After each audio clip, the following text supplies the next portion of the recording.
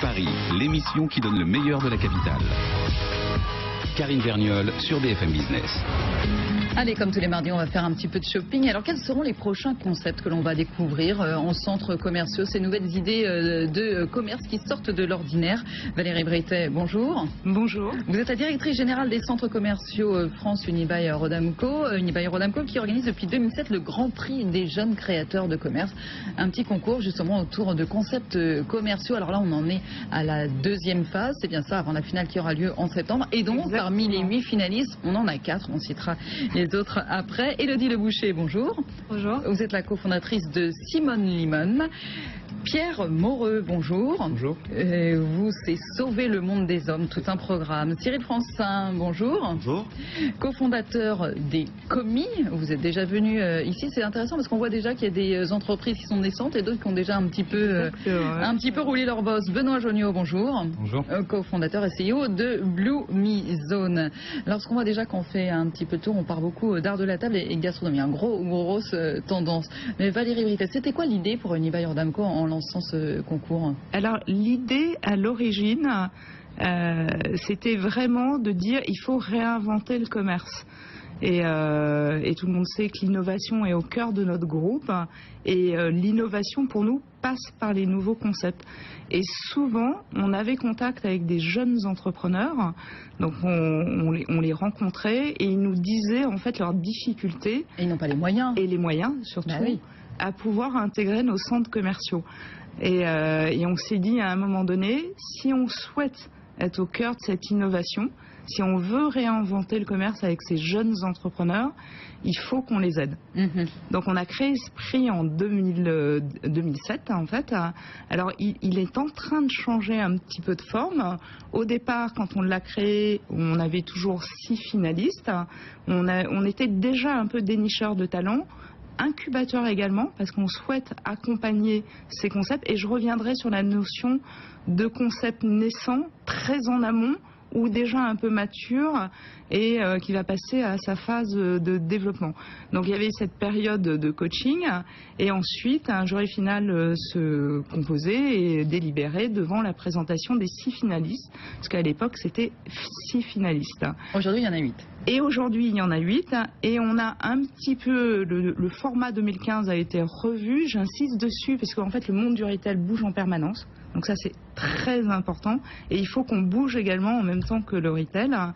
Et donc on souhaitait surtout en fait faire une dotation importante pour le premier prix qui va récompenser un concept très innovant.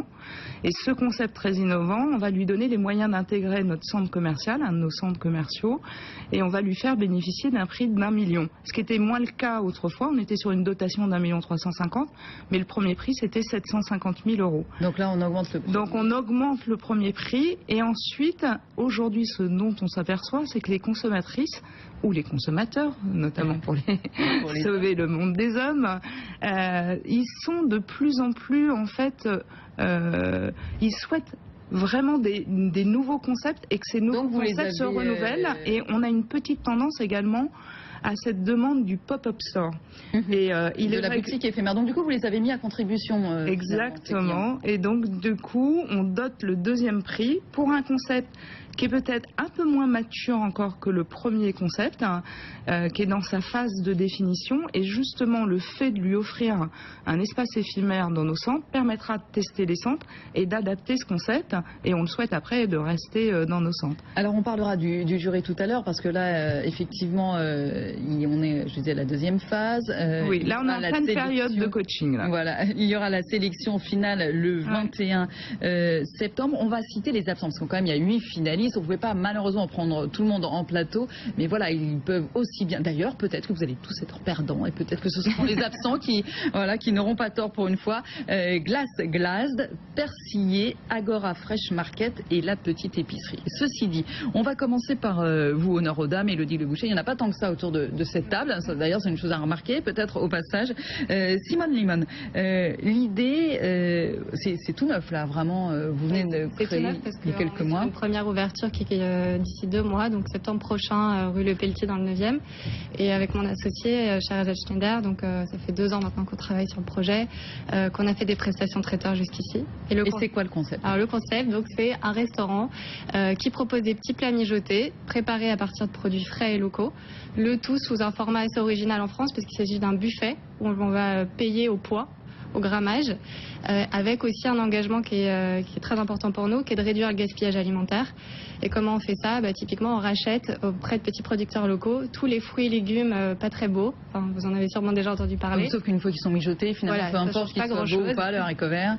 Voilà, donc notre ambition, c'est vraiment d'être innovant en termes d'approvisionnement et après de créer un restaurant qui, dans tous ses process, met tout en œuvre pour réduire le gaspillage. Donc, il y a l'approvisionnement, mais il y a aussi en préparation, on fait, je sais pas, des soupes avec des fans de carottes. Voilà.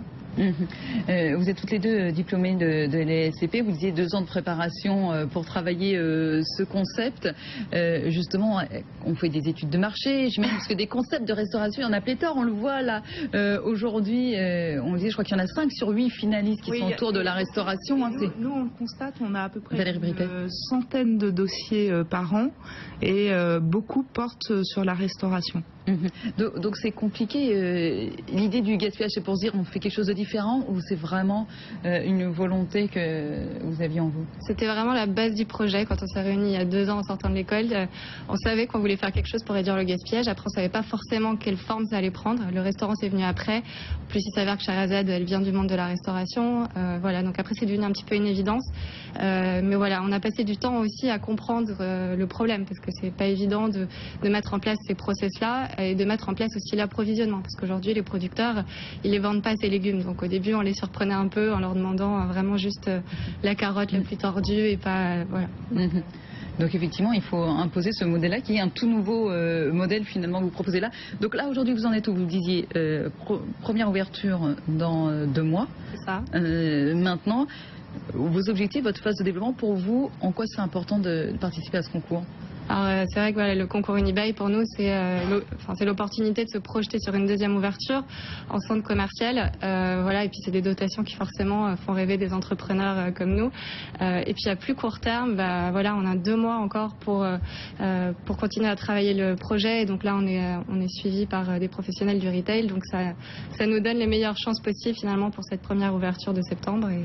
Ce sera où la première ouverture en septembre? Ce sera rue Le Pelletier dans le 9e. Voilà, et ça s'appelle Simone Limone, à suivre. Alors si on continue, justement, vous disiez à plusieurs stades de développement. Cyril Francin, les commis, ça fait déjà un petit moment que vous existez, vous créé en 2013, là aussi autour de la restauration, mais pas hors du domicile, à domicile justement. Exactement. Nous, notre objectif, c'est de démocratiser la cuisine gastronomique. On est parti d'un constat assez simple, c'est que c'était particulièrement compliqué pour quelqu'un qui ne savait pas cuisiner de recevoir ses amis chez lui. Donc aujourd'hui, notre produit permet à n'importe qui, sans aucune compétence, sans matériel particulier, de préparer un repas gastronomique en moins d'1 heure et pour moins de 20 € par personne. Donc c'est un système d'abonnement ou c'est livraison au jour le jour? Non, c'est au jour le jour. L'idée est de fournir à nos clients une recette établie par un chef étoilé, de passer par ses fournisseurs et ensuite on a une brigade de cuisine qui va laver, éplucher, découper, doser tous les ingrédients et on va donner ça à nos clients. Vous avez plus de 2000 clients, c'est Paris-Île-de-France? C'est Paris-Île-de-France. On a ouvert en 2012, on a quelques mois plus tard ouvert la livraison. On a remis notre site internet au goût du jour pour qu'il soit adapté au mobile. Et aujourd'hui, on a une grosse partie de nos achats qui sont effectués sur le site internet et qui sont effectués en livraison dans les régions parisiennes. On constate cependant que le contact dans une boutique reste important. Il faut qu'il y ait un premier contact pour que les gens achètent notre produit. C'est la question que j'allais vous poser. Finalement, c'est le genre de choses, on se dit... Il suffit d'avoir un site internet, ça suffit le site internet puisque on n'a pas forcément, justement, c'est pour éviter de passer en boutique, etc. Mais vous sentez qu'aujourd'hui, il faut ce pas de porte pour rassurer les gens, en tout cas sur le premier contact? Sur un produit un petit peu compliqué comme le nôtre, il faut qu'on puisse dédramatiser le fait de cuisiner chez soi. Goûter aussi peut-être, non? Et il faut goûter. Ouais. Voilà. Ça c'est important, Valérie Brita. Effectivement, tout ce qui est restauration, on sent qu'à un moment donné, le client a besoin de contact. Ah oui, en fait, tout à l'heure, j'ai omis de préciser quel est le 3e prix, parce que c'est une innovation cette année. Et en fait, le 3e prix, on va le donner à un concept qui aujourd'hui existe ou va exister d'abord sur le net. Donc sur Internet, parce qu'on considère qu'il y a beaucoup de synergie. Et en tous les cas, ce qu'on constate aujourd'hui, c'est que la consommatrice ou le consommateur, il est multicanal. Il ne va pas uniquement dans les centres commerciaux, il va acheter sur le net. Et même quand on discute avec des marques qui sont très présentes dans nos centres, elles nous disent à 70%, la consommatrice ou le consommateur regarde d'abord sur le site avant d'aller dans le centre commercial. Donc c'est très important cette synergie, et je pense qu'on est très multicanal, et ce qui est très intéressant dans les commis aujourd'hui qui regardent de manière assez détaillée et précise cette implantation physique. Alors j'ai une question peut-être pour tous les deux. Cyril Francinceau dit, c'est vrai que les centres commerciaux jusqu'ici c'est en train de changer, on le voit notamment dans Paris, ils arrivent un petit peu au cœur de Paris, ils sont plutôt à l'extérieur. Vous adressez plutôt quand même à des gens très urbains avec vos livraisons. Est-ce que pour vous c'est vraiment important et intéressant d'être dans un centre commercial? Alors, 2 choses. La première, c'est qu'aujourd'hui on touche une clientèle qui est en dehors de Paris, donc qui est urbaine mais qui est en périphérie. On la touche par la livraison. On est conscient que c'est un gisement de population qui est tout à fait adepte de notre produit. Ensuite, sur les centres commerciaux, on est aussi dans des... Si on pense à la Défense au 4 temps, on est dans le cœur de notre clientèle. Une clientèle qui est pressée, qui veut faire ses courses rapidement, qui veut avoir accès à la qualité. Voilà. Ensuite, il y a d'autres centres, on pense, nous, spontanément à l'ouest parisien, Parly 2 qui est implanté dans une zone à fort pouvoir d'achat, mais dans laquelle il n'y a pas énormément d'offres. Voilà, c'est ces centres qui font converger toutes ces clientèles qui sont les nôtres. Valérie Britet, une fois qu'il gagne le prix, ce jeune créateur de commerce, parce que justement vous avez cette vision-là aussi, qui peut aller où? Parce que n'importe quel concept ne va pas dans n'importe quel centre commercial. Exactement, parce qu'en plus on a des centres commerciaux qui sont très intégrés dans leur environnement. Et on aime bien la différenciation, donc c'est cette alchimie là du mix merchandising, mais en général avec le lauréat on discute pas mal. C'est pour ça qu'on les implante pas tout de suite, parce qu'on préfère peaufiner le concept et voir quelle est la clientèle qui sera le mieux adaptée. Parce que nous, ce qu'on souhaite, c'est qu'ils réussissent et qu'ils se développent et si possible chez nous. Benoît Joniot, Bloomizone. Alors là aussi, c'est intéressant parce que votre concept, premier programme de vitamines sur mesure. Je vais même lire la petite baseline voilà, sur le dossier de presse. C'est comme ça que vous allez nous expliquer après. La start-up Lifestyle spécialisée dans la commercialisation 3.0 de vitamines personnalisées pour améliorer sa qualité de vie. Bref, donc vous vendez des vitamines. En quoi, avant que vous nous expliquiez le concept, pour vous c'est important d'avoir un lieu physique? Alors nous, effectivement, notre concept, on est une boîte de la tech, de la biotech, on appelle ça comme ça. Et du coup, effectivement, on est pure web jusqu'à présent. À travers le concours Unibail qu'on a connu sur une conférence dédiée aux startups, on s'est posé la question de comment envisager le retail pour Bloomizone. Et au départ, c'était un petit peu... c'était un grand écart. Et en fait, je pense qu'on a trouvé un concept très très bien. Nous, on s'aperçoit qu'on a besoin de proximité et de rencontres physiques avec les gens. On est dans leur poche tous les jours, et puis dans leur cuisine le matin. Mais il y a besoin de créer un lieu où les gens vont pouvoir vivre l'expérience unique Bloomizone. Et ça se fait pas tout seul chez soi. Et oui, c'est la question de l'expérience, c'est la question de l'explicatif et de l'assurance finalement et de l'explication. Alors vous, expert en modèles mathématiques et algorithmiques, qui rencontre une ingénieure en génie biologique et voilà, et ça donne l'histoire des vitamines. On ne se rencontre pas parce qu'on s'est rencontrés très jeunes, c'est ma sœur. C'est pour ça. À la base. Mais en tout cas, c'est une vraie complémentarité. Expliquez-nous très précisément. Effectivement, on a fondé la société avec ma sœur, donc qui est ingénieur en biologie, et puis un ami d'enfance qui est chercheur au CNRS. Sur un constat fort, c'est que notre alimentation moderne est de plus en plus pauvre en micronutriments. Et c'est un problème très important. C'est ce qui explique l'augmentation des cancers, des maladies cardiovasculaires, et c'est une perte d'énergie colossale chaque jour. Donc il nous faut des vitamines en plus. Voilà, à titre d'information, une banane, ça a perdu 80% de sa teneur en vitamine A en 50 ans. Et c'est contre ça qu'on se combat. Donc vous proposez des petites capsules faites sur mesure. Il y a 4 ans. Fabriqué en France, appelé Hermel, exactement.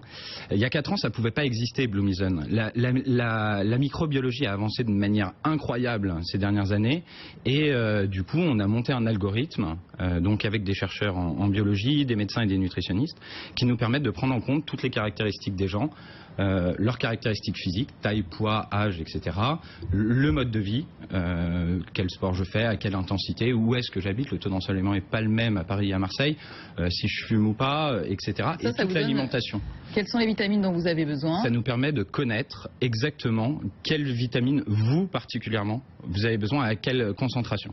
Et ensuite, en prenant en compte votre alimentation, on vient combler juste le delta sur des vitamines qu'on fabrique sur mesure à la demande et qu'on livre chez vous. Et donc là, on voit effectivement ce que l'on disait tout à l'heure, Valérie Bétel, le lien entre le digital et le commerce, le cross-canal, le multicanal, tout ça qui va se répondre. Allez, quand même, il est temps de sauver le monde des hommes, parce qu'on a beaucoup parlé de restauration, d'alimentation. Pierre Moreau, sauver le monde des hommes a déjà des boutiques, 2. Dans Paris. L'idée, c'est un peu plus que de la mode pour hommes. C'est un univers, en fait. C'est exactement ça. En fait, nous, on se présente comme étant une enseigne de sélection et d'édition de produits pour hommes qui sauve le monde des hommes. Parce que finalement, le choix, le parc des boutiques actuelles pour hommes, il est pas vraiment en adéquation avec ce qu'est un homme aujourd'hui, en tout cas selon nous. C'est souvent des boutiques intimidantes, trop luxe, trop mode, trop couture. Puis d'un autre côté, on se fait parfois vite assommer quand on a plus de 30 ans, parce qu'on va plus dans les petites enseignes où ma petite maman m'emmenait pour acheter mon premier costume. Là, quand on veut avoir un achat gratifiant, finalement, on est tout de suite assommé par des prix. Et nous, on s'est dit à peu près sur ce double constat qu'il fallait créer une enseigne résolument masculine où on trouve du prêt-à-porter, qui est la majeure partie des choses qu'on vend, mais aussi des produits culturels, des produits de soins, des produits aussi qui renforcent un peu la condition masculine. Et tout un univers qui change tous les 2 mois, parce que c'est ça aussi, il faut susciter le besoin, bien entendu. Vous renouvelez, alors pas tout entièrement, mais en tout cas la grande partie des propositions de la boutique. La première boutique dans le 4e arrondissement en mars 2012, septembre 2013 dans Diziane, novembre 2014 dans l'e-shop, bientôt aussi une 3e boutique. C'est ça. Pourquoi vous avez besoin des centres commerciaux alors ? Parce qu'en fait, les centres commerciaux, un peu comme nous, très prétentieusement, ils sont en train de centrer toute leur activité autour de l'expérience des clients.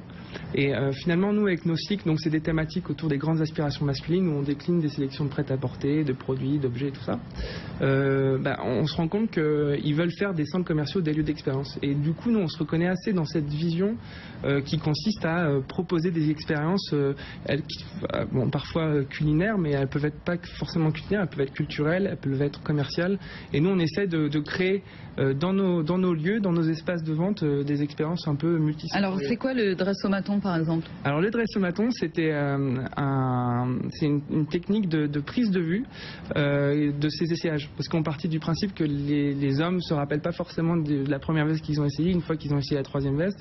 Et on leur proposait d'avoir sur un iPad leurs trois sélections. Et comme ça, ils pouvaient comparer ou l'envoyer à leur compagne, à leur copain, à leur maman, à n'importe qui.